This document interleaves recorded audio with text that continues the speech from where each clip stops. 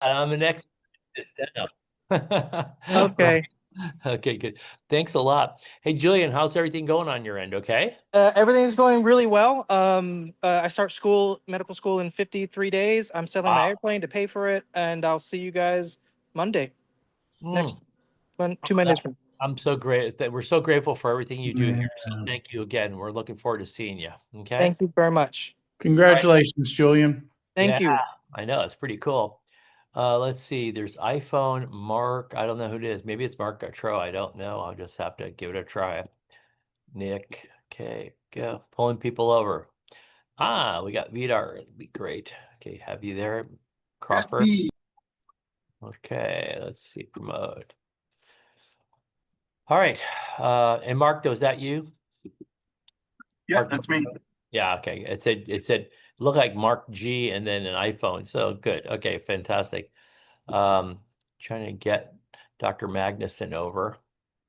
I don't know if he's able to, but whatever, I'll give it a try again. All right, so let's yeah, we're getting enough of a quorum now. We're gonna get started on things. Jim, anything to report for the well, I got you there. Anything to report for the IAFC or IAFF that we need to know about? Yes, sir. The National Fire Academy is now booking educational programs again. The cancer registry is open. So hopefully we're making a recovery, but we should never assume that our federal resources are always going to be there. So just be Yeah, prepared. yeah. Okay, got it. Well, it's again this whole thing about the game, this back and forth thing on this is just I don't know. It just it's bothersome. Let me put it that way. So what can I say? All right. And anything else new beyond that? No, sir. Okay. Looking forward to next week, or well, a couple weeks when we get together again. Yeah, yeah. So anyways, yeah, I don't know what's happening, maybe because of some of the injunctions or some of the various things that was put across by various judges, et cetera, is that the stock market just suddenly took off today. So it's looking, hopefully they'll stay that way. There's so many people's 401ks just got obliterated. My joke was always they went from a 401k down to a 201k, right? So in any event, I hope that this continues in this pattern. All right, so let's go ahead. Anything you have to report from the UK, Fiona?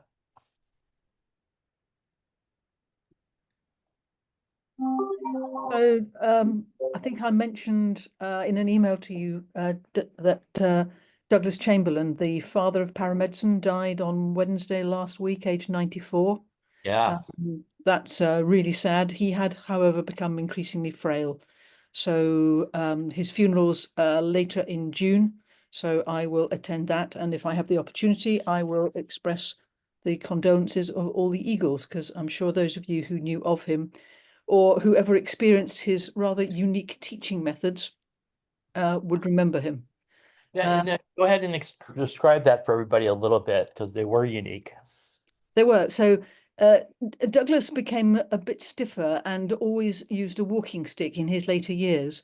And he used that walking stick with great effect if students misinterpreted ECGs. I mean, I learned that to my cost many, many years ago when I tried to be a bit smart and interpret a rhythm completely incorrectly.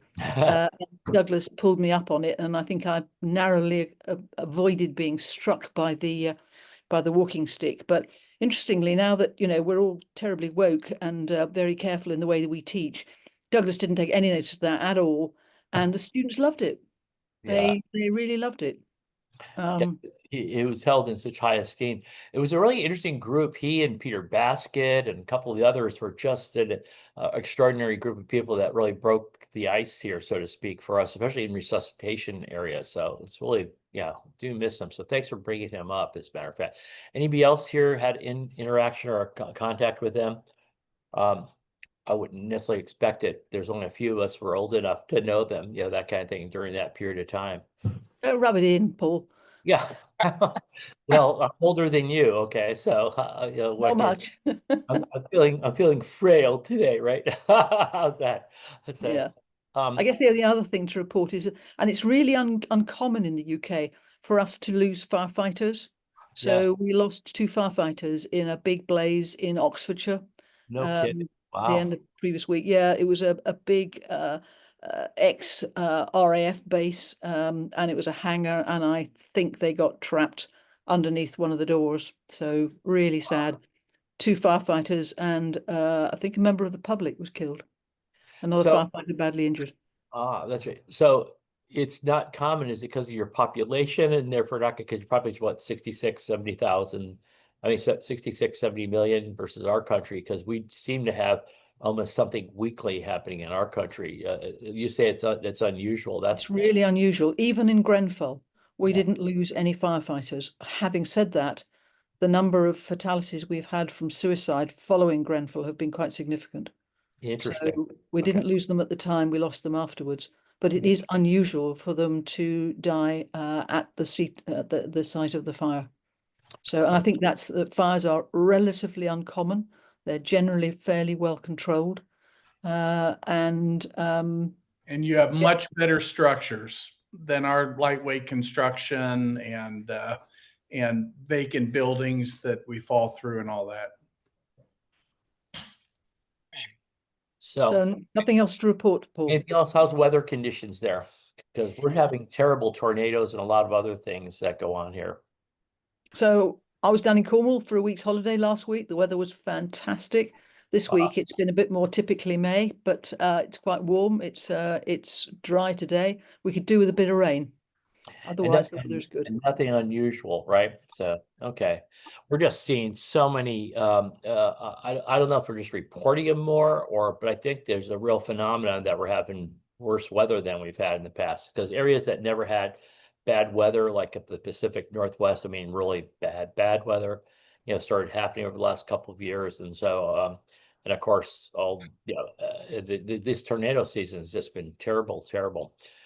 We had some reports last week on some of it on another webinar that we run. So I was going to have,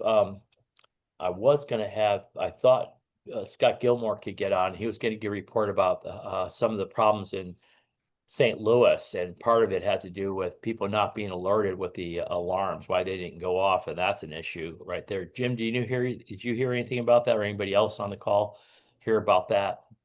I heard about it, but I have not heard what the cause is yet. I was hoping he's going to get on. We may not have any other speakers, except we can just go around the room and hear what the latest is from everybody here. That may end up being a good day for us. And I was, Vidar, trying to get you over, but I guess not. I was going to see if you had reports out of your end of the world, but we'll see how it goes. So Terry, you ready to do your thing? I think so. Okay, got it. So I got to give Terry credit here because, maybe because I was so tired, and the other day we were talking, and I had a kind of a rough week with a grandchild in the emergency department. Didn't get much sleep, and then so I talked to Terry later about what he was going to present today, and I was trying to think of a clever thing, at the time, and I just wasn't coming to me. And then there Terry says, "Hey, how about a solution for no solution?" And I'm going, "That's perfect." So I have to give Terry full credit for a clever title here, that kind of thing. And so, Terry, how'd you get into this? And tell us a little bit what you're talking about. The bottom line is that we knew about what happened with Baxter and the storms hitting them. And talk about the storms in North Carolina and wiping out much of our fluid supplies. And Jim has been reporting some of that to us. And then if we have a disaster, how do you get fluids out to people that need it because they're getting dehydrated or whatever it might be? So Terry came across an inventor who has talked about ways that we can actually provide some fluids on the spot, or even create them on the spot. If I misinterpret that, does that sound about right, Terry? That's right, but it gets better. Okay, can you do me a favor and take your arm down there? I don't know if I can do that or not, but your hand raising, and then go on and give us a presentation. Got it. So with that poor introduction, Terry, go ahead and give us the straight scoop. Okay, so thanks. Okay. So I guess I must leave that. And Terry, I might have you do this again at Eagle Creek, by the way, in the afternoon on Tuesday, if you're okay with that. All right. Well, it gets better than that. Looks like I'm having trouble with the slideshow. Okay.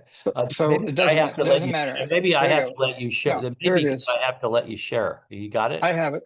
Oh yeah. Okay, got it. Yes. All right. Try it now. Can you see me now? Not yet. That may be my fault because I was in charge of this thing and I was supposed to have a thing that says, Okay. yes, multiple panelists can share now, so I'm not getting it yet.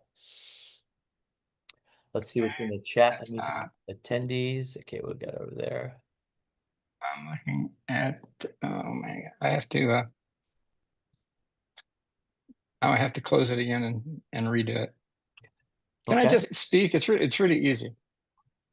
Okay, yeah, sure. And Terry, just before you do, because I think Nick has to go in a few minutes. Let me just pop up to him real quick before we get into yours. Nick, anything to report out of Minneapolis? Anything we need to know about? No, we're just in the middle of our educational sort of spring, early summer session, and that's what I got to go teach at today.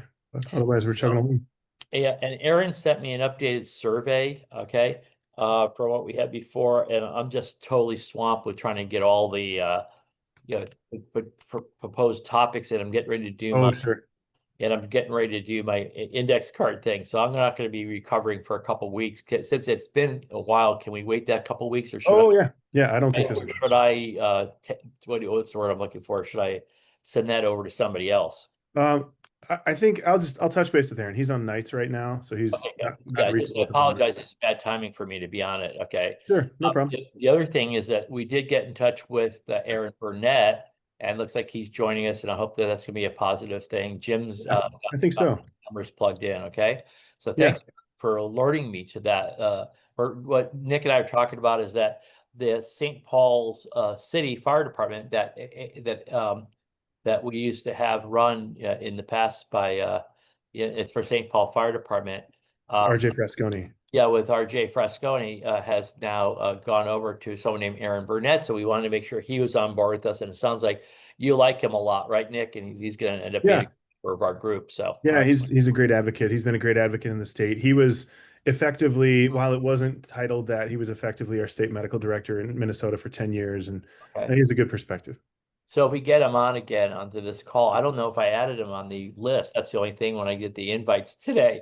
So maybe Jim, if you in the deep background there, if you can send an invite to this meeting, I would appreciate that, because I think I didn't add him to the invite list. That's all. You can just send that over to him. I appreciate it since you took in all the information.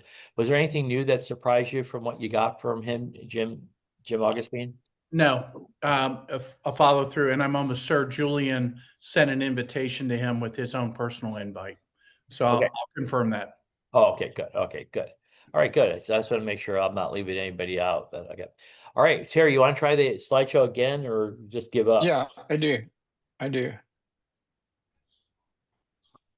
Okay. And Vidar got your message. He's actually getting ready to do a rescue flight right now, so that's why he couldn't get on with us. So I'm glad he's still listening in. That's great. All right. So I Terry, guess I failed again. okay, I can do this. Okay. I can do this shortly. Okay. Well, Last September, go ahead.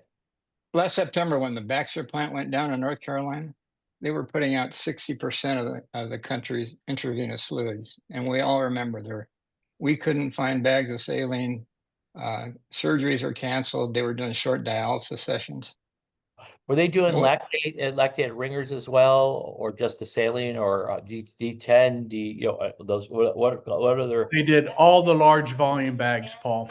All of the solutions, including the 10-liter bags that go for prostate surgery and all that. They did them all. Okay, thank you. So we know what the problem is. Yeah. Centralized manufacturing. There's no money in doing generic sterile injectables. And so you may or may not know that there's about 550,000 liters of normal saline equivalent used every day in this country.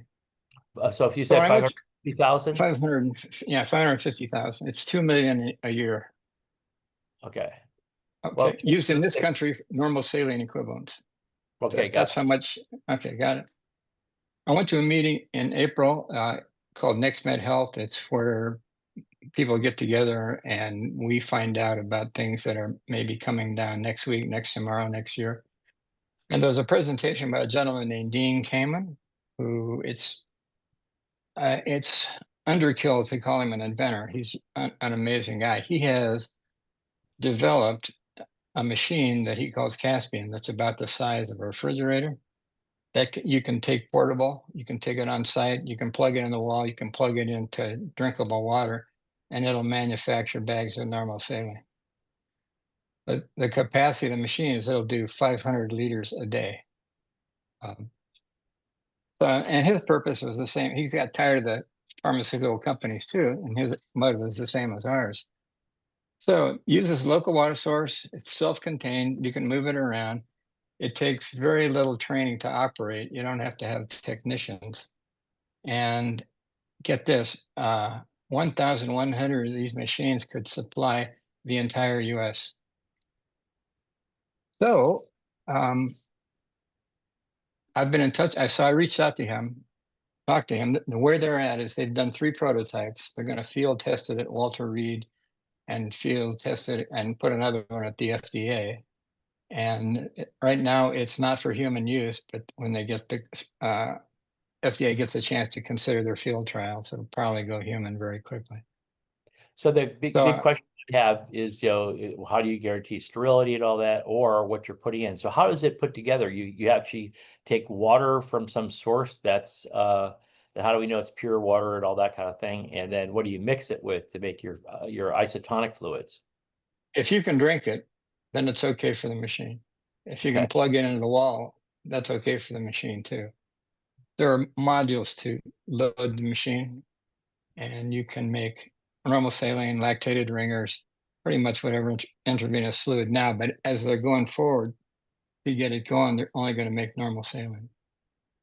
I reached out to Mr. Kamen, had a Zoom call with him, and he invited me to come up to Manchester to look at his manufacturing place. It's billed as it's sterile, more sterile than a plant because it's a self-contained unit.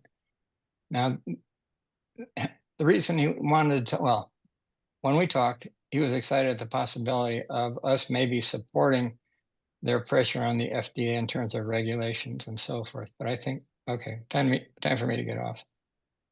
The person in charge of the project can come speak at Eagles on June 10, if that would be useful, and give a much more in-depth presentation about this.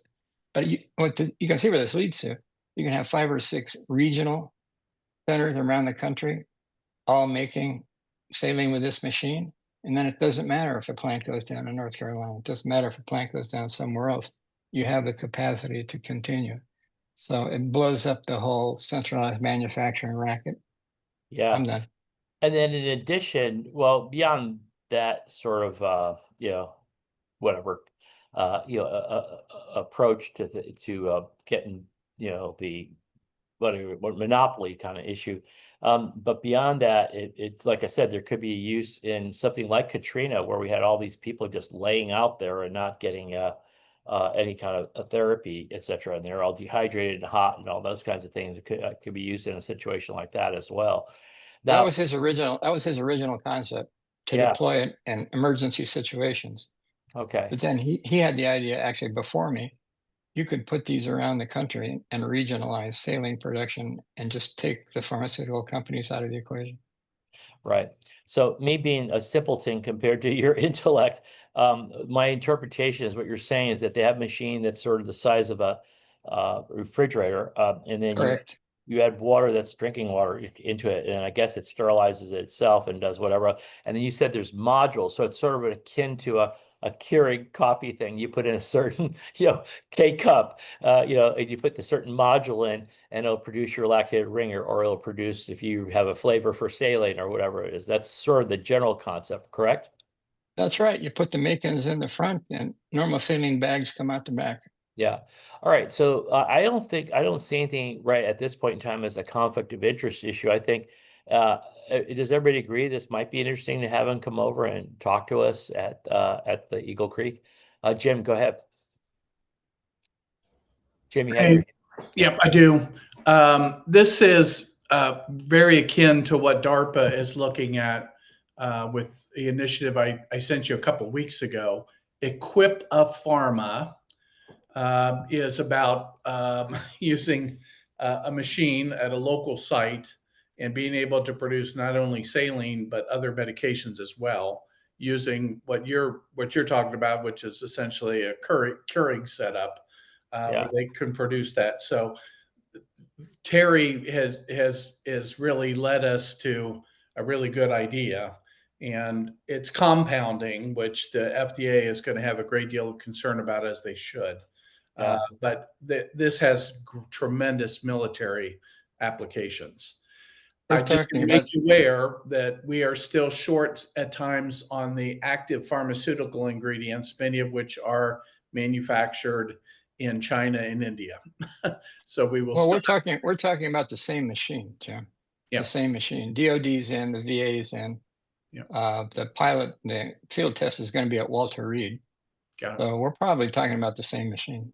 Okay. Did you see this, Terry? Otherwise, I'll send it to you right now. Well, please send it to me. Will do. Thank you. All right. So does anybody have objections to us then doing it? I think on Tuesday afternoon, I'm going to do kind of some trauma stuff and all that. And someone wants to talk about, fast infusers and all that. So maybe I can make it all part of a little session about IV fluids or something like that. Well, they'd like a time on that day because they're going to be in Washington talking to OMB, and then they can fly down to Florida and talk to us on the same day. It's a great setup for them. So does the 10th sound okay then for you in the afternoon for you, if you can arrange that then, Terry? 10th is perfect. I just got an email from them asking for a time on the 10th. It'd be something like 2 or 3 in the afternoon. I have to nail it down a little bit better. Okay. Okay. As long as everybody else, I think everybody else would be interested in this. I am. I just want to see more about this and learn a little bit more about it at that time. So we'll see how that goes. We have so many topics to cover, but I think this is an interesting one, and for a lot of reasons. Especially with the kind of problems we had in the past. So, Paul, this is a game changer. Okay. This is, and particularly when hurricane season is coming up and all the other disasters. Like my friend Jerry Meltzer, who's the head of security for people like the Stones and Gaga and U2, he said to me once he was getting a bumper sticker, Eagles, you heard it here first. So we're all for it then. That's great, Terry. Thanks for bringing this to our attention. We really do appreciate that. I'm interested. It sounds like a cool thing, at least for us to know about, that kind of thing. So I'll try to plug it into Eagle Creek then. Okay. How's that? Okay. I'll try to put the presentation in chat and people can look at the slides. Okay. All right. Yeah, that's a great plan. Can you email it to me as well? Absolutely. Okay. It's only 5. Send an email to me and Jim. Okay. And we can have it and we can make sure it gets out to a lot of people in the meantime.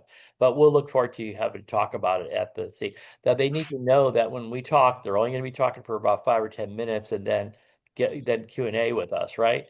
And that I don't think they have a problem. Hopefully they don't have a problem with that and going to give an hour presentation. It's got to be bulleted stuff. And then where do we contact you if you want to learn more about it, that kind of thing. Correct? Okay. Well, they hooked me up with Jonathan Perley, who's the head of Joint Commission, and he's pushing for this really hard. So okay. There are a lot of people working on it. I hear you. You know how we do it. So I just want to make sure they know, that it's going to be, that kind of thing. If they're going out of their way to get down there. But the point is that most of us it mostly is, like we do in our 5 or 10 minute talks, here's what we're doing here. If you want to know more about it, drill down on this, here's how you reach me kind of thing. Make sure they understand that. Okay. So. All right. Thanks. Okay. If I had no objections, then I'm going to do that then, everybody, and put that in there. So thanks, Terry. This was really pretty good. Eileen, let me plug you in because you wanted to talk a little bit about Eagle Creek, about something else that's going on in our country, right? Anybody? Oh, by the way, anybody else have any questions or solutions or answers or anything else about Terry's talk before I go to the next speaker? All right. If not, then let me plug over to real quickly to Eileen, if you don't mind coming on, Eileen. And obviously this has been just a pretty I'm trying to find where the video thing is here. Okay, I think I found it. Okay. Sorry, I'm a bit of a mess today, but I think only today. all right. No, it's like, us, we're cool. You don't have to worry about it. It's just fine. It's all. It's one of the fun things about emergency medicine. You can go in your nightgown and do it. Right? Yeah. Anyway. Yeah, if you have to. And I often do that kind of thing. All right, hey Nick, if you leave, give my best. yeah, I was going to say, Nick, give my best to Katie, and hope you guys have a great weekend, etc. We'll see. And then what day are you arriving, Nick? Just out of curiosity. Oh yeah, I'm gonna be there Wednesday. I leave here in the morning, but I get there I think like early afternoon. Okay, got it. All right, got it. Looking forward to seeing you then. Thanks a lot. And Thanks, Scott. and then I think would be good for you to do the presentation on how far you've gotten along with ultrasound. I think that'd Oh be yeah, okay. I So, did do that. what'd you say? You kind of broke up. Say that again. Looks like he froze, or is it me? Looks like he froze, I right? said I'd be glad to do that. That's Okay. all. Good, good, Shoot, good. I'd be glad to do that, Bill. All right, got it. For some reason, you froze up. All right, let's go to the disjointed person on our right. Eileen, go ahead. So Paul, what I'm saying is, you know, considering all the policy that's coming out regarding medicine, I think there's a few different things that we could talk about. One of which is vaccine policy. And not necessarily talk about policies, but just actually talk about the value of the vaccine versus and the science that we know and how it's relevant to emergency practice. And so, and you could do one or many lectures on that area, depending on the popularity of the topic. So but here's the deal. We're kind of a pragmatic group. And so one of the things that, let me just, I got to write something down here real quick. But one of the things is like, what do we do about it? I mean, that's fine to hear about how awful it is. No, it's not about how awful it is. It's about, for example, there are probably pregnant women on staff, right? Yeah. And I think it's important to realize that when you no longer recommend a vaccine, the upshot is that insurance companies can elect not to pay for the vaccine. So it's so if you want to have your staff really ready, there are vaccines that the insurance may no longer cover, that it's in their best interest to still take. And so there are, I think, very relevant issues to how we manage patients, et cetera. Okay, got it. And then let me be a little bit, because I'm really a slow. If you think you're out of joint today, I'm totally out of joint. But as a slow uptake, so in other words, we have people we're responsible for. If they say we don't recommend it for pregnant women or whatever it may be, right? We can go ahead and say, no, that'll be our policy internally, that we do have to have them vaccinated for their protection and others as well, based on recommendations we're getting from like the obstetricians and gynecologists in this situation, right? Yeah, but more to the point, I think a lot of people are confused between a governmental recommendation by the CDC, for example, versus a mandate. Those are very different things. Yes. Okay. Right. And I think that needs to be made clear, that those are different. And then why something has value being recommended to those for whom that particular product is particularly useful. Okay, got it. So the main points of concern right now, I guess, largely are related to the COVID recommendations for reboostering for people who are young, healthy people and people who are pregnant. Is that correct? Right. And then what is it that would make an emergency responder more likely to need that vaccine than somebody who is not an emergency responder, right? Yeah. Oh, good point. Yeah, excellent. Yeah. So and so I think we'll get that, and we'll make sure that that's a consideration. Terry, you had your hand up. Terry? He's on mute. Yeah. They purposely must have muted you, I guess, Terry, right? Yeah, okay. 2 days ago, RFK Jr. canceled a contract to develop an H5N1 vaccine. Yeah, that's another problem. The Moderna contract for the mRNA vaccine has been canceled. And so I think it behooves the audience to understand what's behind that and whether or not that turns out to be something that might be of concern in terms of, because you yourselves did a fantastic study showing cardiovascular risks, right? Before even, right? And so as the population loses its herd immunity, what's going to be the consequence then to emergency management? Yeah, there was a recent, before we go over to the bird flu, there was a recent article I saw where we have a new strain or whatever you want to say, new modification of the COVID. There's a new, let's say, complex coming out. What is that right now, Eileen? And does it have, we know anything about it yet, whether it's going to be resistant to whatever, or we're going to be more susceptible to it? So what you're alluding to is the news about the new variant that's spreading very quickly in Asia, the NB181. And that one is similar to all the other Omicrons. It does not have the mutations that the one that's in the US right now has. The one that's 70% of the cases in the US right now does have a mutation that decreases the ability of protease inhibitors to serve as protease inhibitors. So that one, Paxlovid isn't working as well, but the new one is much more contagious than the old one, and it will quickly dominate, and it will probably be the one that causes the summer surge. Like an influenza would, or something like that, as it morphs, etc. Okay. So the point is, let's say I get COVID. Should I take Paxlovid still? Well, ideally, we would know which one you had, but at your age and mine, I would absolutely give the Paxlovid. But I may tell you, if you're my patient, I said, look, I'm going to give it to you because it will help. It may not help as much depending on which strain you have. Yeah. And I may have to give you a second, right, dosage of 5 days. Yeah, because you have the other the strain that's currently circulating. Okay, got it. All right. Does anybody? Well, and then on the bird flu end of things, that's just one of those oh my god kind of things, right? Because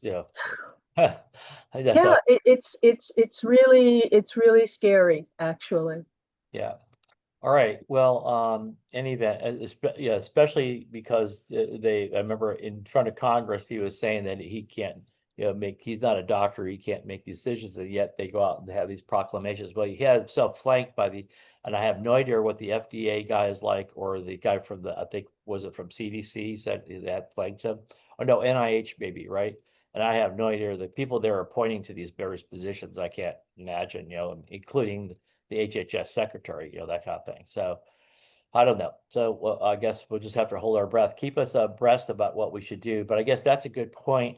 Okay, bottom line here is that what we're going to say is that we need to be able to do what we should do. That's the right thing for our people, and protect them and explain why, and be good at that, that kind of thing, right? So, hey, Dustin, what are you asking us here? Oh, I'm not asking, Paul. I'm just being a smart aleck. Oh, okay, got it. Yeah, that's it. Oh, you're a smart aleck? Oh, right, okay. Right. I mean, that was something I saw in the news this morning, is that the MAHA report that everybody was so excited about seeing, some independent group did an analysis of the very extensive list of citations, and 7 of the studies that are cited aren't actually studies. They don't exist. They were never published. What, and you say the MAHA? It's a bunch of boo-hoo junk in there. I mean, It really is frightening that would come out of the federal government. Hey, so let me ask you this though: if I get a vaccine again and I walk by my refrigerator, will all the magnets come off of it and hit me? That's what I want to know. Obviously. Yeah, right. All right. Well, yeah, Calhoun and I will write a study about that. All right, sounds good. All righty. Well, listen, let's move on then. Thanks a lot, Eileen. It's great to see you. We're always so glad you're here, and I'm looking forward to seeing you. So you're coming up, and you'll be there with us on. You will be there with us on whatever, on Tuesday, etc., and be there for most of the meeting. Correct? So. Yeah, I'm going to be a little bit late because I have a meeting at the university. I'm flying in on Monday. Okay. And then I have to have a meeting at the University of Miami Tuesday morning. Okay. But in the afternoon, I'll be there all day. Yeah, well, we're just gonna be usually that morning. We usually go around the room and just ask, people that say, "What are the biggest problems you're having?" Then we sort of come up with a list of things we want to talk about.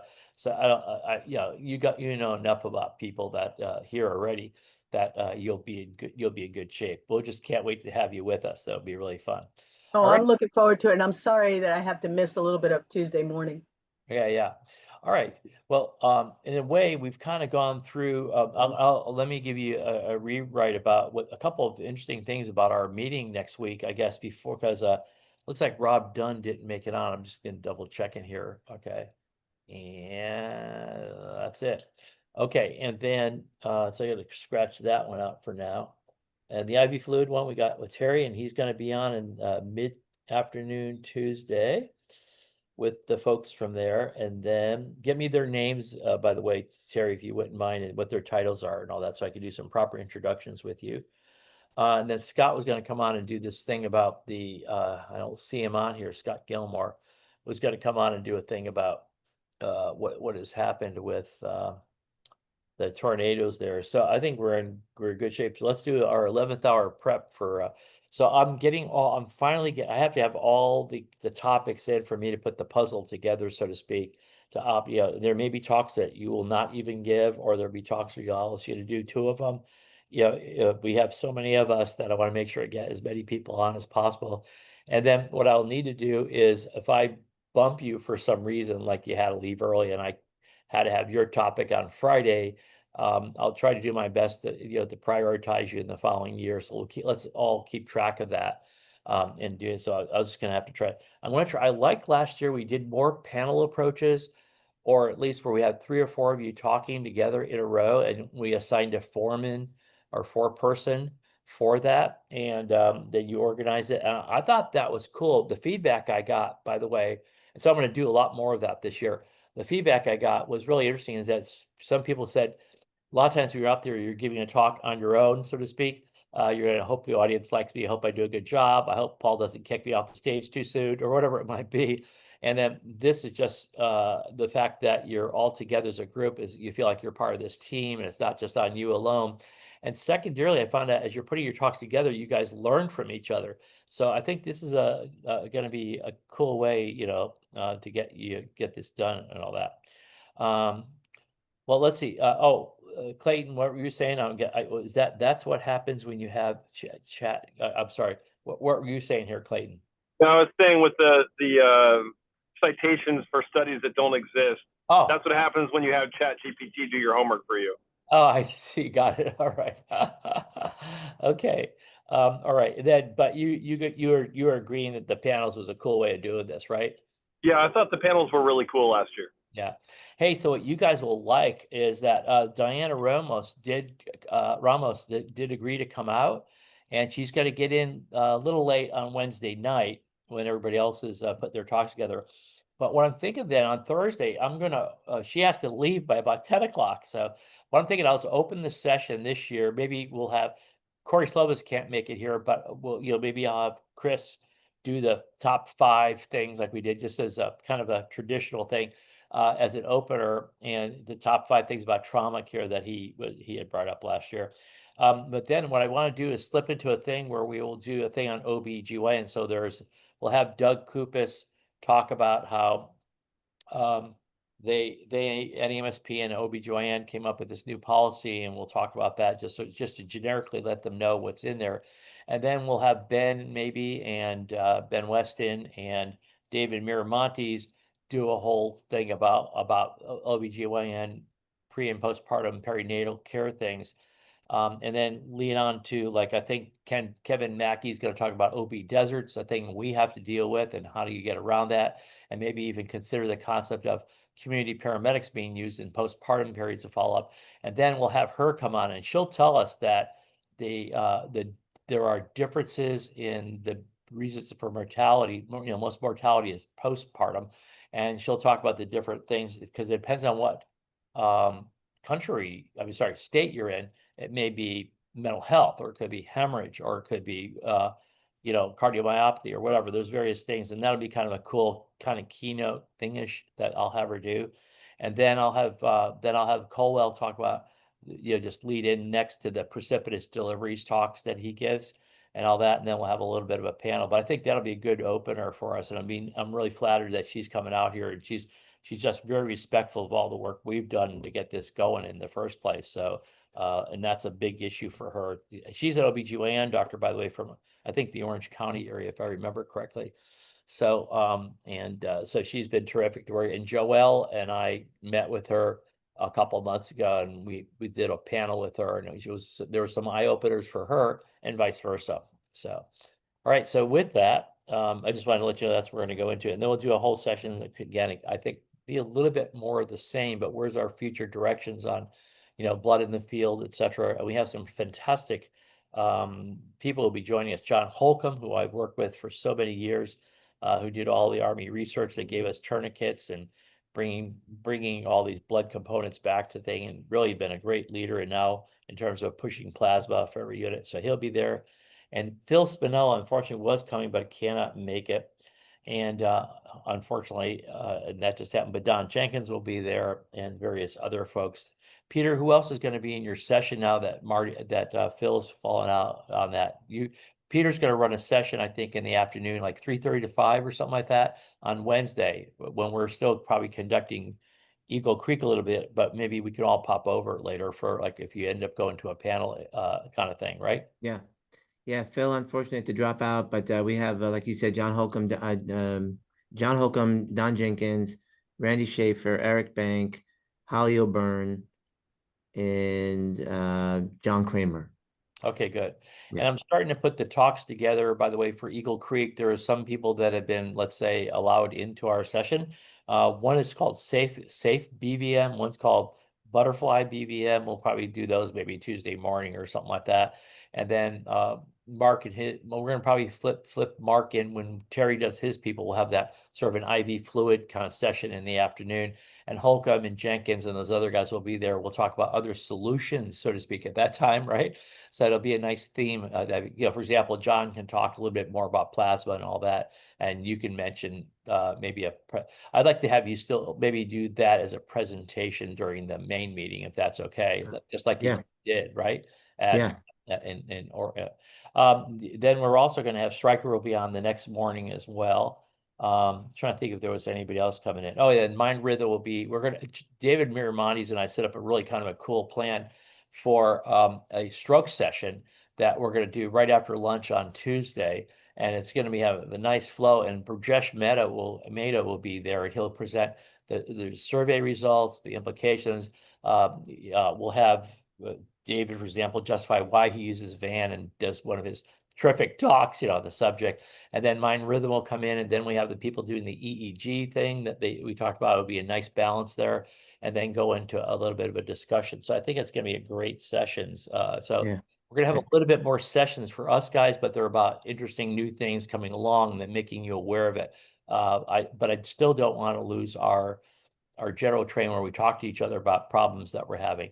A big part of what we're going to talk about, I think, during the main meeting is going to be this whole issue of hospital closure. So I'm going to need you there as well, Peter, on that one.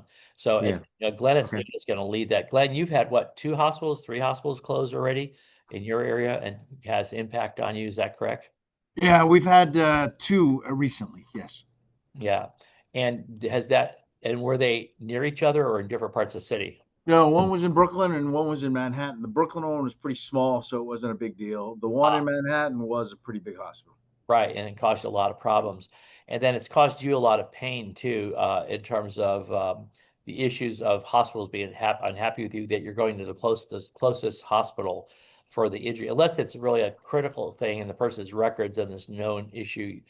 You're not totally close-minded, but for the most part, you guys have set up a policy just to go to the closest emergency department, correct? Right. The 2 to 3 within 10 minutes of the incident location for the low acuity stable patient. Yeah, and you've taken a lot of heat over that, correct? Yeah. The hospitals want their patients back in their network, and I'm telling them that's steering. So we're not going to be doing that, but they're arguing against us. So let's go over to Peter. You had a big problem because a hospital called Rockledge Hospital was the middle of your county that you oversee in Brevard County. Up that's where Cape Canaveral and this Case Kennedy Space Center is, that Titusville, that whole area up there, right? And it's just sort of due east to the water of Orlando. And so in any event, what happened was Rockledge was a hospital that was bought out by another system in Orlando called Orlando Health, like about a year and a half ago, whatever. Well, within a matter of, within that, I think within the same year. 4 months. 4 It was 4 months after the purchase, yeah. Okay, so the purchase was what? In September, October, something like that? Yeah, yep. Okay, so then with that short period, they realized it was not going to be a moneymaker for them, so they decided just to close it down. I don't know if I am articulating it right, but I'm just saying it was something along those lines. Who knows, right? No, well, the story I heard is that they bought a 3-hospital system. 2 of them were like really good hospitals to own. The third one was like the redheaded stepchild that would have taken them $500 million to fix.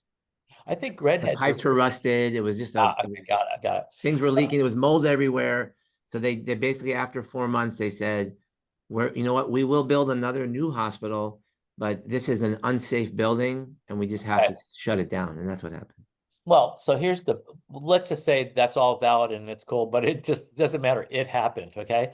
And so the reason why that's important, because Rockledge was right in the center of the county, and they might have been a major trauma center, but what they were was they handled OB cases, STEMI cases, stroke cases, and all that. And the closest hospitals aren't that close. So this meant that patients would have to go off to different places. There could be as far as 40 minutes away to travel, for the STEMI and all that. So that's one thing to sort of have to go, and then patients with time-dependent emergencies aren't getting the proper care. And then they get there and there's wall time and all that because everything's stocked up now because they used to go to the other hospital, now they're going up there. And then the other problem was then getting back to territory sometimes is rough because you're not running lights and sirens at that time. And so you may be gone for a period of time, and that means increased, response times in those different. I could go on and on. You guys get it, right? Of all people. So Peter, how is that going so far? Because that happened beginning last month. Yeah, well, I'll tell you, first of all, I greatly appreciate all of your mentorship and help because, I kind of grew up here in South Florida in a system where we're all ALS, right? You pioneered this whole tiered system idea, which many people actually do very successfully. And Chief Dominguez, to his credit, in Brevard, has been trying to nudge people towards a tiered system. It turns out that what the fix was here was having the private ambulance company, Coastal, run very well by Brooke. She did an amazing job. So what Chief Dominguez said is, hey, let's bring in 5 units and station them all near Rockledge. And when Brevard County Fire Rescue gets called out to a call, we send the ALS crew. They get there, realize it's a BLS call. They call Coastal, 9-minute average time to response. And we've done close to 300 of these very successfully. We are forcing a medical director call on every one. Why? Because this was like, people couldn't believe that we would even consider doing this. Yeah. I had to get Doug Wolfberg to give me a letter saying this wasn't patient abandonment, et cetera. Huh.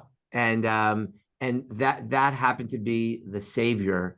And so now we're expanding that process now across more stations. And ultimately we're going to end up where Paul Pepe wants us to be in general, which is in a tiered system where you protect your ALS crews from seeing calls that maybe they don't have to be on. Let's put it that way. Yeah, which is about 85% of them, right? Something. Yes. Hey, Peter, and then the issues that the increasing wall times, that's what Glenn is saying. So I want to have a session on this at the main meeting, probably on Thursday afternoon. And the reason why, because Kevin Mackey he's doing a new thing about alternative approaches, and they're going to bring people straight to mental health institutions. And it goes a little bit back to what we all talked about before with community paramedics and so on when we were first starting that. But I think I think what's going to happen is you have that approach, and it may be a temporizing approach. We may go, we're going to morph it as we go along. But I think the point is that I think this is getting to be obviously a problem. Crawford, you had closures too up in Philadelphia, correct? Yes, we just had a hospital closed just south of Philly within the last month or so, which is creating all sorts of disturbances in the force. Yes, yeah. So my point is, there's probably, I could ask about all of you on the call, and you'll probably all say, yes, we're having this. So I think it's getting to be a more common problem. And how do we adapt to it? What are some of the strategies? The one thing I think that I think Peter's giving me too much credit, but the one thing I did suggest early on was that get ahead of this with your public information office at the county. You get this up through our chain of command, through the fire chief up to the county managers, and make sure they say, when the patients are complaining that we had a 40-minute response time, or he died en route, or whatever it might be, they took us to the wrong hospital, or whatever it may have been, we have to say, hey, we're adopting, this has been a thing put on us, we're adapting to this, so don't blame us when the bad things are happening, kind of thing. I mean, we didn't say that, but that's the idea, is that be the preemptive ones are saying, this is happening, we got to prepare the community, so it's not us in a reactive mode or defensive mode when something goes bad, that kind of thing. Right, Peter? Don't you think that was a most important part of what we did? Yeah, it was. And I think that we had community meetings and all that about it, right? So everybody's aware of it up front, you know, council members, congressperson, right? That whole thing, right? I think that the over communication. Yeah, I think that's probably the best way to do it, is to practice over communication. Because then they got sick of hearing from us, and then finally, when I'm like, okay, now we're going to move the meetings to every 2 weeks, they're like, yes, and then every month, yes. So it was good. Yeah, no, but it really did set it up that, see, the worst thing would have been is you now get a complaint and you're trying to defend it against, well, the hospital closed and, you know, whatever. It's just, you put that, I think that would be one of the strongest messages I think we should send out to people. Over communication can be good, can be a good thing in this situation. All right. And then, hey, Mike, are you guys having hospital closures up in Canada as well, or anything like that? Most we're not having wholesale hospitals or large systems, but a lot of the rural hospitals in parts of Ontario have trouble staffing their emergency departments or their obstetrical wards for big parts of the summer. Yeah, okay, got it. Now, are you going to be around there? I can't remember. Are you coming down or not coming down? And are you going to be around there Thursday afternoon? We can mention that. That'd be cool. Yes, I'll be there for Thursday and Friday. Perfect. Okay. So then that'd be good. Then plan on maybe, because it could be just part of a panel, just saying what you just said. And then what do you do about that? Right. So there's all that stuff. And it goes back to the OB Desert thing we talked about this morning and all that, it will say that we talked about this morning and all that, you know, along those lines. Right. Yeah. So, okay, cool. All right, good. Well, it's good. Anything else to report? What got you on? Anything? Go ahead. Say again. About the wall times, have any of you guys engaging nurses? Like, one of the things some of our ambulance services have done is, for hospitals that have been problematic, a nurse can look after 4 patients or more and cost less than 4 paramedic crews. We're not, hey, I tell you what, you're breaking up a lot, Mike. And if you could turn off your video, you might have a better content. Then we can hear you probably a little bit better. Okay. So I think he's talking about wall time issues in. Yeah, but I didn't know what the question was about. Yeah. Oh, the question was, have many ambulance services explored hiring nurses? Because some hospitals with problematic long wall times have had the ambulance services have contracted with the hospital and hired a nurse, and a nurse can look after 4 or 5 patients and get the crews back on the road. Ah, interesting. Okay. It may have to do with the payer system there, you know, because it's your national ambulance service. But I think what he just said was that the ambulance services are hiring nurses that they can go look at and get the units back in service. Okay. Or is it the hospitals that are hiring nurses for that? He said the ambulance services? So it's actually the ambulance services are paying the hospitals. Like, even though we have a single payer system, everyone operates in silos. So it's, you know, it's coming from one budget to another. But the ambulance service pays the hospital to hire a nurse. So the nurse is already credentialed to work in the hospital, but his or her salary is paid by the ambulance service. Yeah. So that's interesting, right? But wait a minute. I mean, is that because it's just one big pocketbook? Because you know, it sounds to us like it's the wrong person paying for the service. I see Dave Miramontes is like with the inquisitive look. So it's definitely the wrong person, but yet it turns out to be cost effective. Like you shouldn't have to pay to fix a hospital problem, but it's cheaper to fix it with the nurse than getting 4 more ambulances. Yeah. And, you know, and and what it is that it's a, what do you call it, Peter? You know, it is a national health service. So that's why I said the payer mix for them makes it a different story there. So that's really is interesting. Well, that's kind of a fun topic anyways. And then we would probably go, oh, we don't want to go down that slippery slope, right? Well, Paul, just real quick before we get off the topic, you know, we actually, you know, started a process in Brevard County. We had massive wall time issues. Yeah. Where we allow the medic to push a button and it texts the administrator at the hospital, or more like the CNO, the COO. And it turns out that those people really care about EMS, and they, you know, were sick of getting these texts from the medics at 2 o'clock in the morning, and the entire problem just turned around. So different ways to skin a cat. Yeah. That's kind of, what we did back in the 80s. I said, okay, we're going to have or diversion things was sort of akin to the diversion. I said, okay, if we're going to do a diversion, then I need to call the CEO at 3 o'clock in the morning. And they knew I was serious because I would do it. So it's very akin to that, Peter. It does. Yes. Right? It works. Yeah. Hey, first we'll go with Mark Gautreaux and then Jim Augustine. Mark, can you hear sorry, us? having trouble finding the mute button there. Okay. No, I could not object to that plan more vociferously, given that it basically takes all the incentive from the hospital to solve their own problem. We're actually making good inroads here. One of the Sacramento County was ground zero for wall time, and one of the busiest hospitals in Sacramento County in the state, Kaiser Rosewood, which sees 500 patients a day. Actually, within the institution itself, managed to go from having an average of 100 minutes of wall time to 20 in a matter of weeks, with various internal and cost neutral. You know, they didn't have to actually add staff, and so it can be done, and it actually isn't all that hard.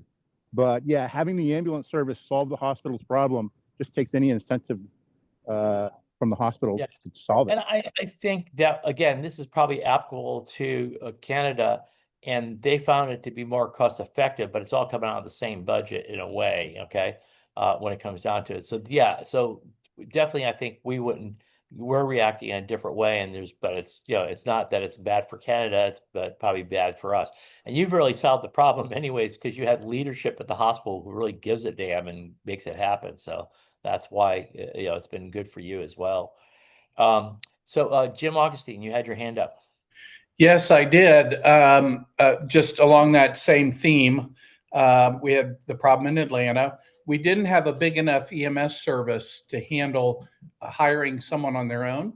So the mutual aid group of the fire chief said, we will solve this problem by hiring somebody and putting them at the ED to accept all incoming medic units and babysitting them essentially until the hospital will take them.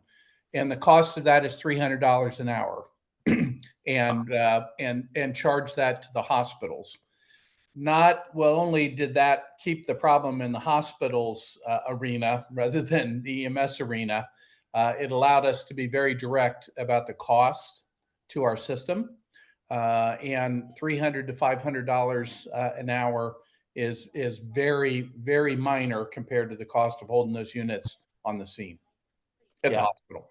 Okay, good. Hey, Glenn, I want to maybe have a counter argument to what you guys do, but tell us a little bit about something like your HLO program and some of the other things that you do, like the redirect program. It's really kind of, wow, can you do that, right? That's one of those things that's we've all brought this up, and people have been criticized when we did a redirects in the past, right? So can you tell us a little bit about that? Yeah, so the HLO, the Hospital Liaison Officer Program, we tried to do it initially with the line those that are injured that really can't be in the ambulance temporarily. Right. We put our EMTs into the hospital, the city hospitals, because they are city employees, and they would actually sit in the front area and say, "Hey, is that a critical patient? You go to the regular line. Actually, you should go to the regular part of the hospital, critical care area. Is that an ambulatory patient with a finger pain? Okay, we're going to direct them to the triage area and things like that." Well, the union said, no, that's not in their job description. So we had to come up with a plan where now we have one officer with 2 EMTs that will sit at predominantly the city hospitals with a tablet. So once a stable ambulatory patient comes in, they'll transfer the information to the HLO lieutenant and the EMT. So sometimes 3, 4 at a time, and they will sit in the triage line with the patient so the ambulance can get back out. So it has been working, but since it was only in the city hospitals, our crews are smarter than us. So they would actually, by themselves, go away from those city hospitals because they knew that there was a lieutenant there. So they would actually go to Mr. Smith wants to go to Bellevue, let's say. Mr. Smith, I was just at Bellevue. Oh my God, it's going to be 8 hours for you to wait. You really? But if you go up the block to NYU, it's wide open, which they have no clue. And then now they would go to NYU with no HLO officer unit. So the crews are always smarter than us. But now our commissioner said that in the Bronx, every hospital is going to have an HLO. And so that was interesting because private hospitals in the past, it was a little difficult. But since we're paying our staff, they're open to it.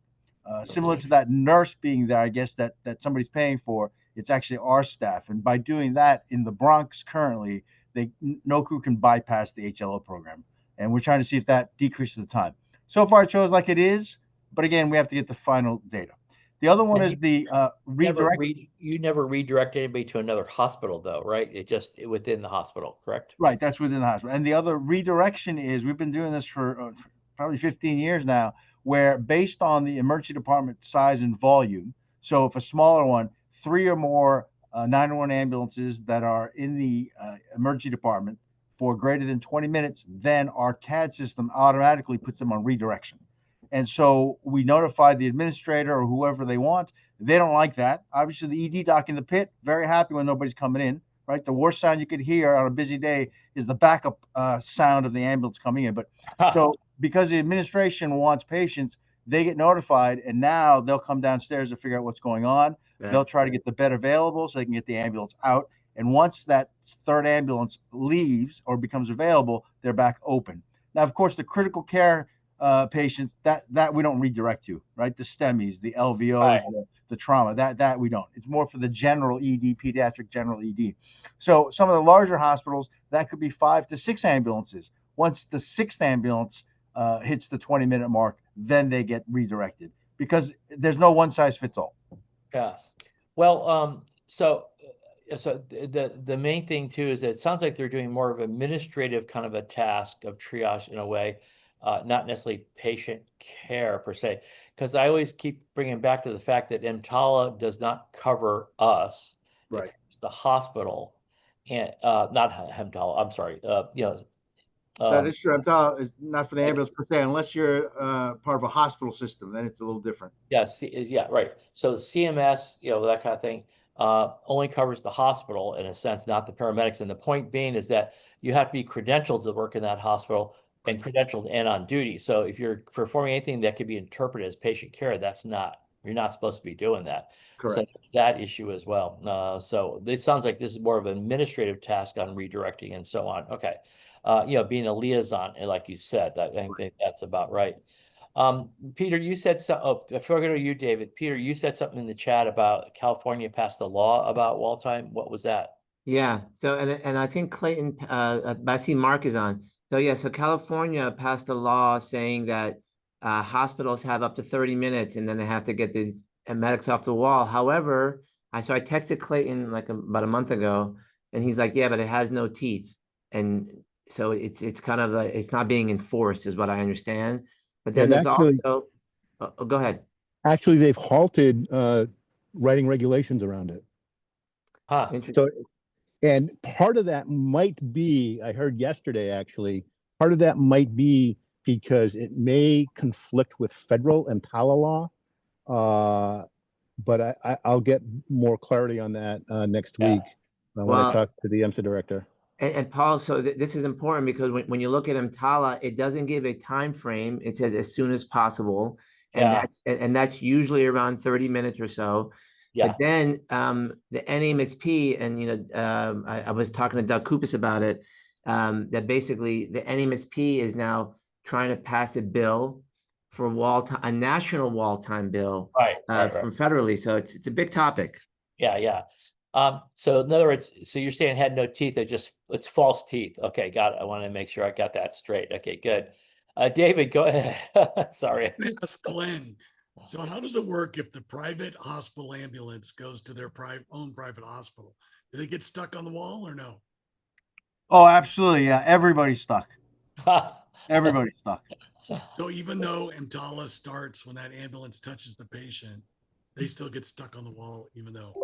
Yeah, it's interesting because if you do, I mean, that's interesting. I didn't even think about that. But if we start the clock even earlier, then we could probably go back to them and say, hey, listen, you're in violation.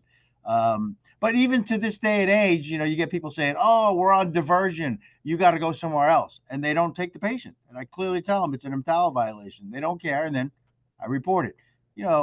There's not maybe 2-3 times every other year or so, over 2-3 years, I have to report a hospital. And they're not happy about it. But yeah. That's very interesting. Yeah. Well, then the hospitals report on you, right? Yeah, of course, their first thing is, well, of course we would have followed EMTALA, but you guys took the patient away. So, sometimes our deputy chiefs do direct the ambulance just to go to the other hospital. I'm telling them, you can't do that, right? There's no penalty to us, but that's always going to be their line. But there have been clear cases where the attendant comes running out and says, no, I'm not taking this patient. All right. And we're like, okay, that's it. Okay, well, this is stuff, obviously, this is a big point of a discussion that we'll bring up at Eagle Creek. And these are all good perspectives because there's no easy answer and nothing, not every answer applies to every system, the old if you've seen one EMS system, you've seen one EMS system, all that. But it's kind of good that we can share these different perspectives with each other, and that'd be very, very cool. Mark, you were saying you want to make your comment in LA, and then I'm going to go around the room, and I'll start with you, by the way, since you are the second largest city. Okay, Mark, can you tell us, you're saying Peter is correct in what we're going to say? Yeah, so we do have this law in the books right now, and it does urge, it basically draws attention to APOT, but it doesn't have any kind of enforcement mechanism. So it's more of a best practice recommendation at this point, because without anything else that we can do to force them or for them to be penalized, it is kind of toothless. And the hospital administrators actually are afraid of it right now because I don't think they quite understand it. They just know that there's something that they're being held accountable for, but there is no accountability. So there's times that sort of the CEO levels will have more of a knee-jerk reaction than anything. But does that actually change anything as far as what happens on the ground level? No, not at all. It reminds me of a talk I gave years ago. It was a national conference on for NINDS, and Bill Barson and I were running it. And we had 1,000 people in the audience, and there was this contentiousness between neurologists and emergency medicine in terms of caring for stroke patients. And so I did a comparison, and one of the lines was when they asked they want to know about their practice and knowledge and all that, or their personal styles. And there was one that said when they asked the neurologist, what's a knee-jerk reaction? They said a patellar reflex, and we said it was what we got from the administration when there's a complaint about the emergency department, right? So that's exactly what happens. So the other thing is we saw that. By the way, that the reason why I bring that up is that I saw that early on with administration about when we wanted to set up stroke centers, because they were thinking, oh my God, it's gonna be like trauma centers. We have to do all this stuff and blah blah blah. And there was a lot of hesitancy. So I guess the main thing is the communications, under those circumstances, I guess, with CEOs that we have to deal at that level if you can. So meanwhile, you're going through, it's kind of a political hotbed out there right now, I guess, in California, particularly in the Los Angeles area. Anything you could talk to us about or tell us about what's going on in general with you guys, or anything new in Los Angeles? Fortunately, no new crises since the last time I was on. So we're still dealing. Basically the member union went through a leadership issue. There's some embezzlement issues. That's kind of static right now. So in conservatorship right now, but nothing that's affecting EMS stuff. things that are affecting us really, we are still about 100 and just shy of 120 paramedics short right now. So having issues just even staffing everything, trying to get some single function paramedics, but apparently there's some contracting issues with that. They're not even allowed to be here for more than a year, so not sure that anybody wants to take those jobs. So it really is, again, we're having money issues with the budget. We're having staffing issues with just warm bodies. But I'm guessing it's probably nothing that everybody on this call hasn't had to deal with on a regular basis either. Yeah, it's getting to be a real problem in most systems now is the budget. Everybody I've talked to in the last group, from David Purse, I just talked to Mark Escott this morning in Austin. It's money, money, money. That budgets are a big, big issue that everybody's dealing with right now. That may be a topic of interest. I don't know the answers to some of that stuff, but at least we could find out we're not alone, that kind of thing, and then see what other people are doing about it. Maybe that'll help. Okay, we'll see how that goes. I was going to go to Clayton, but it looks like he jumped off, right? I don't see him on here anymore. So let's pop up to Mark Gautreaux and then San Jose, since we're on that side of the world. And Mark, anything new on this case of this guy that's, took all these drugs, and that you guys discovered, a year later kind of thing? Yeah, no, just finished reviewing about 2,000 calls. I don't want to, reveal too much of the details, but in the process of notifying patients who may have been affected, wrote up a set of FAQs and things like that. And frankly, right now, I'm just waiting for the time of depositions. Yeah. It's probably not appropriate for you to talk about it. Just as curious if there's anything else new on that. Anything else new in general in your area that we should know about? Well, we now have a new executive director for the LEMSA and a new medical director for the LEMSA. So for other people, LEMSA is the what? Oh, the local EMS agency, the county EMS agency. Right. Just so so it's a people know what that regulatory is. agency. Okay. Yeah. And so the medical director I've known for years. When I heard that the previous one was retiring, she was my first choice. So I'm very, very happy that she got the job. I'm actually meeting with the previous medical director who just retired, and we're offering him an adjunct faculty appointment with our division here at Stanford. So is your wife back yet or on her way back? June 11th. Okay, got it. Well, congratulations. So for other people's knowledge, she was over in the Philippines, if I remember correctly. Yep. For how long? 4 years. And what was she doing over there, Mark? She's a psychiatrist for the U.S. State Department. And so she takes care of mental health issues and deployed personnel and their families. So yeah, she's just been really quiet for her lately. Yeah. Okay. Got it. Yeah. Well, I'm glad she's coming back. What is she going to do when she gets back? Well, she will be actually in the U.S. for about a year, and then what we think is probably going to be her last rotation will be in Paris, starting in 26. That'd be nice. We'll give you some good restaurant recommendations before you go over. Okay. So yeah, I hear they get good eats over that a lot of us here have been to that we really, it's like some favorites. Hey, Dustin, I'm just going to go down the list here real quick. Dustin, anything from Cincinnati we should know about? No, sir. No big changes here. We do not have a significant boarding issue in Cincinnati, probably because we will develop one 5 to 10 years from now after like everything else here. My medics, my medics lose their mind if they are standing there for more than about 20 minutes. So finally you have something to envy about Cincinnati. There you go. Hey, listen, just a quick one for you. Can you get me the updated list about who we've given certain things out to? You followed what I mean? Will do. That would be helpful so that I can know who we're missing or not want to double up on because there's only spare numbers there. Okay, so good. Okay, David, anything new we should know about out of San Antonio? So you should be jealous. We don't have a lot of boarding issues either. They have boarding issues, but not offload issues. Right. Right. And so our biggest weirdo thing is this whole freestanding ER thing. So the hospitals are buying up all the old urgent cares. Hospital Criminals America, HCA, has bought up all of the urgent cares. They bought up all the freestanding ERs.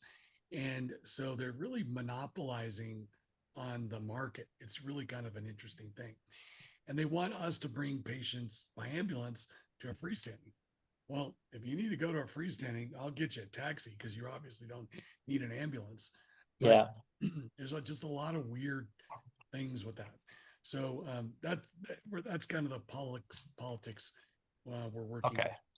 Well, I'm looking for you, and thank you, by the way, for helping me on both of those topics we just talked about, like the stroke thing and the OB thing. I really appreciate that. Okay, appreciate that. Thanks for always being there for me. And you're back from the Western White House, right? And yeah, that's right. All right. Terry, you had your hand up, and then I want to get on to Crawford. I'll go fast. In Arizona, if you put up a sign that says emergency, you're committed and responsible for being able to do anything that a regular hospital emergency department can do.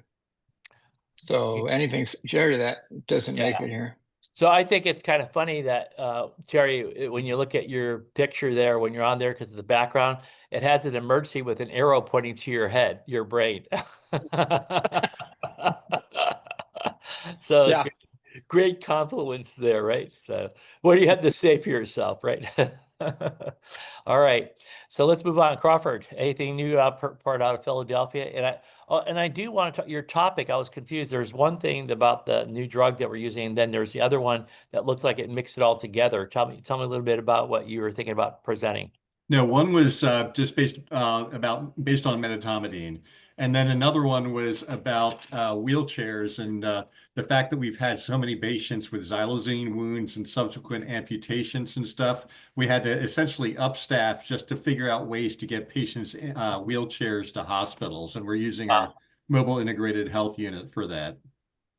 Yeah, that's actually sounds like a cool topic because it's just a nuance. It's something new. I guess everybody else may be doing that, but the fact that, maybe that we should put this on the record, so to speak, about that and what you're doing. Yeah, I sent you actually the PowerPoints yesterday, I think, Paul. So it kind of explains what I'm talking about. I know. I just no, I know, but it'll make sense. It makes more sense for me to say I don't care so much about the PowerPoints as much as knowing what where this will fit into the puzzle, so to speak, right? So I think that sounds like a good thing. And if we have an opioid thing, at least on a panel I can throw in, we can talk about some of the new things that people are mixing in there right now. But I think that this sounds like this wheelchair one would be good. If I can only give you one talk, that might be the way to go. Okay. So that's cool. Well, thanks. And just otherwise, same issues here. In addition to having liaison officers for the EDs, because the increasing offload times, we have, while hospitals have divert to EMS, we have redirect from hospitals where our officers decide it's just taking so long to give an ED, we just go somewhere else. Yeah. And then one last thing, FIFA is rearing its ugly head.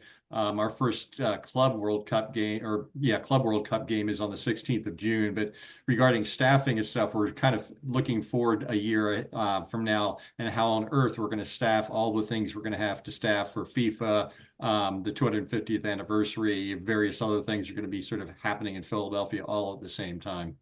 Yeah. Okay. Got it. All right. Well, thanks a lot and good luck with that. And I'm looking forward to seeing you. You're always so great. I really appreciate having you on the BART.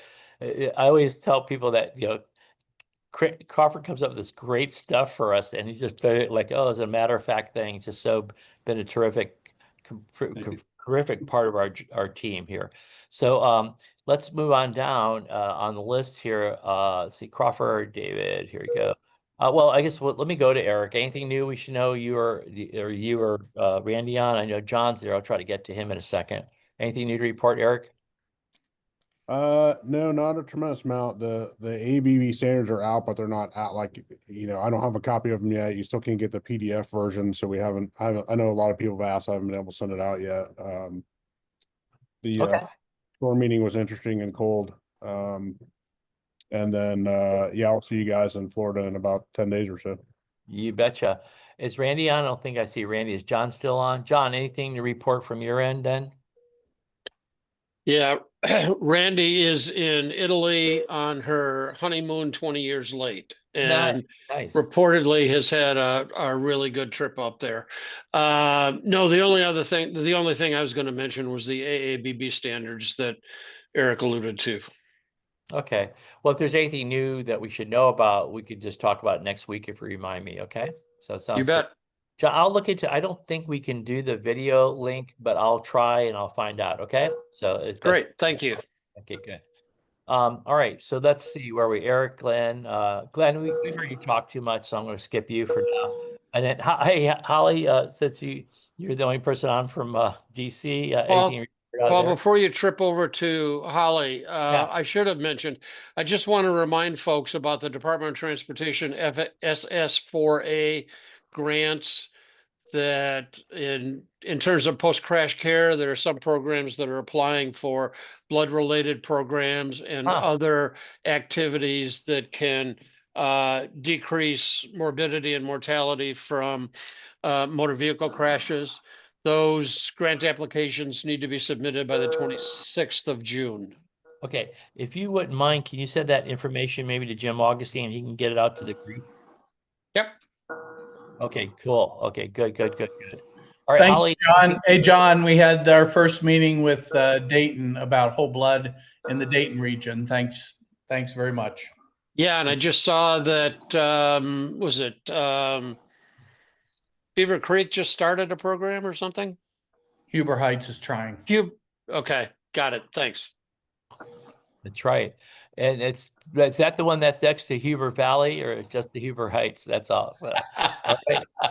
Okay. All right, let's roll. So let's see. Holly, anything to report on DC? What's going on in your neck of the woods? We are having an extended wait time in the hospitals along with boarding. We actually have an APOT dashboard that lets the hospitals know that we are how long the unit has been there, but also what units are coming in. And then we have a button that's utilized to automatically send a notification to all of the hospital administrators to let them know how long we have been waiting in their ER. Okay, got it. All right. So that may be part of the stuff we're talking about. I'm going to give you a call later because I want to make sure. When are you arriving, by the way, just so I know? I'm coming in Tuesday morning and I'm putting together all of my and Phil's slides. Yeah. I know Eric has been awesome and stepped up. He's going to be a team player with me. So that'll be fun. Good. Okay, good. All right. Well, we'll talk later on once I get things rolling along and how we plug you in. That's great. And then you'll be part of this panel also on Wednesday in the afternoon that Peter's going to run between, I think, 3:30 and 4 and all that. So, all right. Let's see. Ray Fowler, I see you're on. You represent the city of, what was it, Dallas, you said? Yeah, you work at some place called Parkland. Is there wait times there for ambulances? You know, of all the places I've been and hung out, we get them off the ambulance rig quick. The problem is it may be to triage, it may be to the hallway, or even to a chair. So the actual tardy times while we're waiting to get them off is really quite short here, but we're packed. We're the busiest ER in the nation, so it doesn't mean we have any more places to put them, but it may be a chair or a triage. So we were setting up all that stuff, especially to get people over across the street to the urgent care center. And but last time I remember when I was still in charge, we had 950 people a day, some ridiculous. Yeah, is it higher than that now? No, it's about the same. You know, it fluctuated a bit. We do have a little bit of home health working, and also the hospital at home concept that's slowly spreading out. I'm in triage today, and my first patient when I rolled in was a guy in his 50s who had crushing chest pain, came in, he had a massive acute anterior, and he had driven himself to the hospital. Great.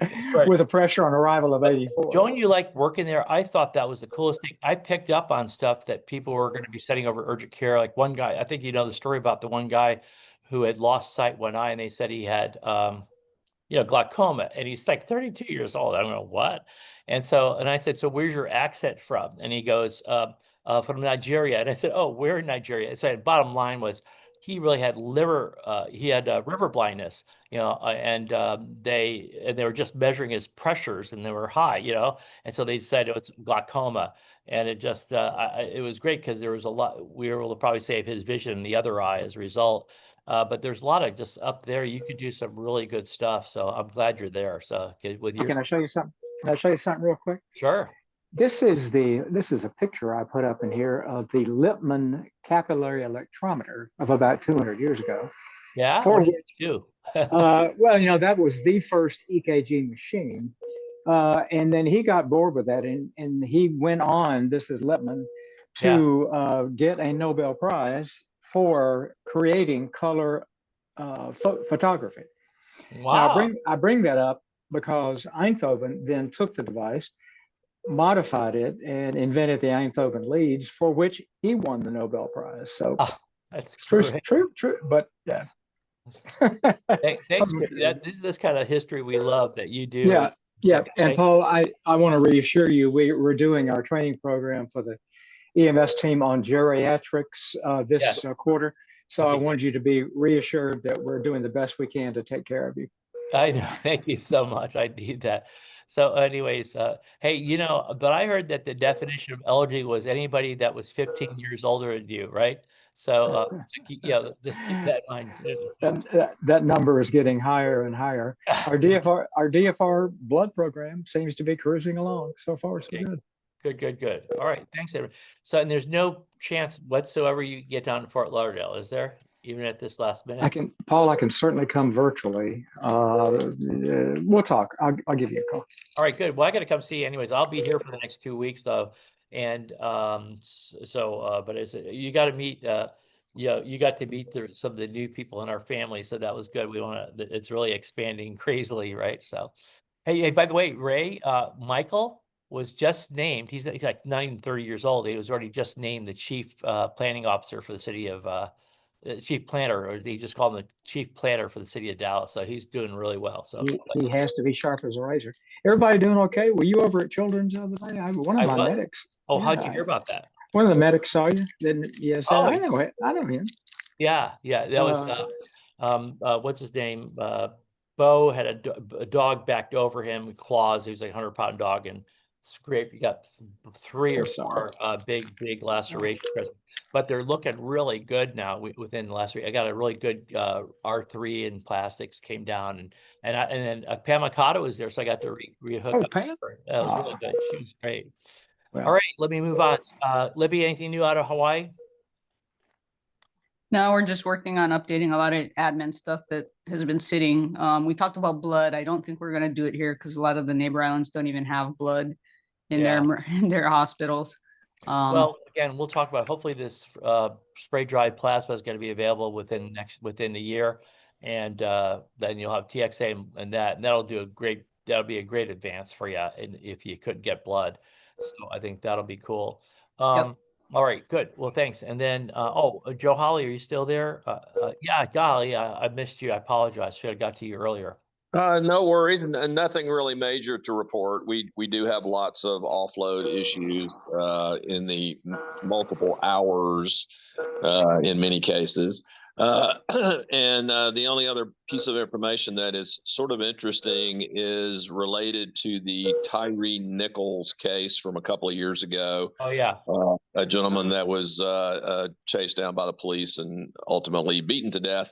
Yeah. The 2 EMS providers there had subsequently lost their licenses over that case.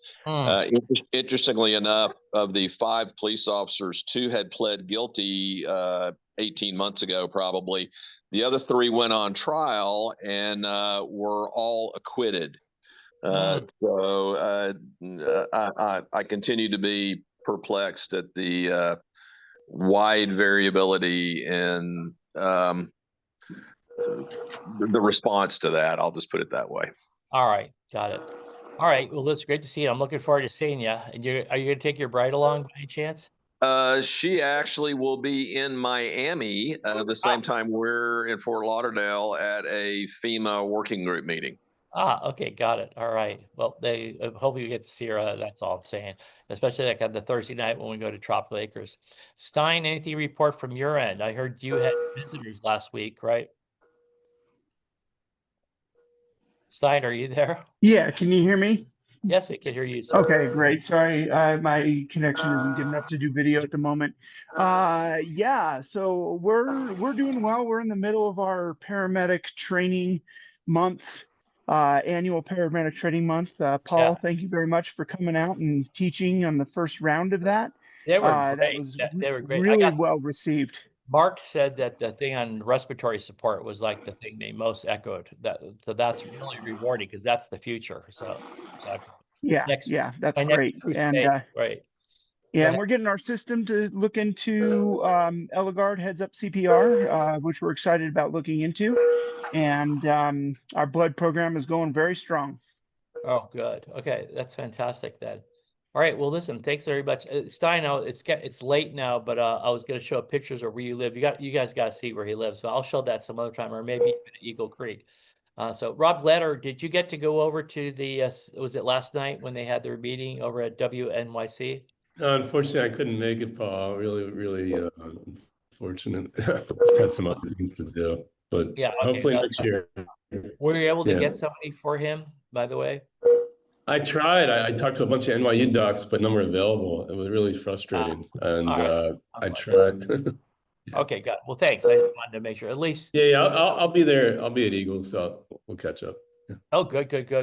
Yeah, because I love Brian so much and he's doing such a great job, and I just want to make sure I'm supportive of him. Okay, well, thanks. And then let's see. I'm trying to think if there's anything. Dustin, we already talked to you, and you said that as usual we're way behind her. Jim, nothing else from Lee County, right, Jim? Or anything to report from there? Nope. Thanks. Bill, anything that you want to tell us from California? I have good news from California. Yeah. RSV, influenza, and COVID are all down, so we're doing well. And we're not missing it because we monitor the wastewater and those levels are down too. So that's all good news from California, no matter what you're looking at. Okay, good. All right, everybody. Well, I'm going to let you go. So welcome back, my friends, to the show that never ends. And then I think when the time comes, maybe during Eagle Creek, I'll share some stories about that background on all that. And certainly, Ray Fowler, a little bit about my relationship with Keith Emerson and all that and how cool that was. So there's it. And I'll catch up. Hey, so Ray, I'll try to catch up with you once I get back to Dallas, which will be around the 16th or so of June. Okay, so sound good? Sounds good. Okay, good. All right, I'll see you guys later. Unless anybody has anything else, I'm going to roll right now. Welcome back, my friends, to the show that never ends. Okay, so take care. Bye-bye. See you again. See you. Take care.